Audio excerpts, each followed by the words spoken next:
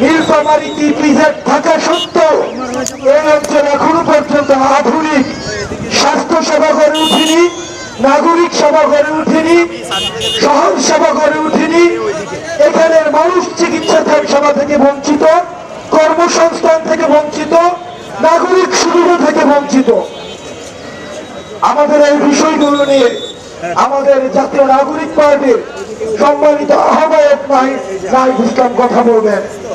আমরা শুধুমাত্র আপনাদেরকে বলতে চাই, আমরা আপনাদের দোয়ার জন্য এসেছি, আমরা আপনাদের সমর্থনের জন্য এসেছি।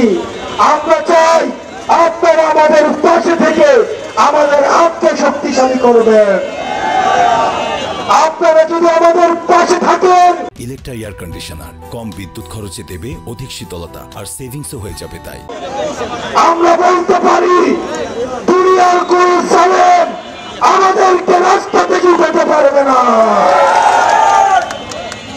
দুনিয়ার কোন জালেম ফেরাউন নমরুদকে যদি একসাথে করা হয় তাও একটা হাসিনার সমান হবে না। আমরা সেই হাসিনাকে রাস্তা থেকে উৎখাত করেছি।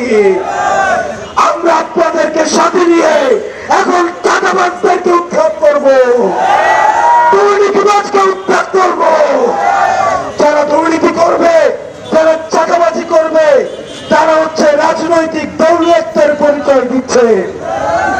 আমরা আপনাদের সহায়তা চাই, আমরা আপনাদের সমর্থন চাই। আপনারা ভালো থাকবেন, সুস্থ থাকবেন। আপনাদেরকে সাথে নিয়ে পথ থেকে প্রান্তরে, গ্রাম থেকে গ্রামান্তরে সবার সাথে দেখা হবে।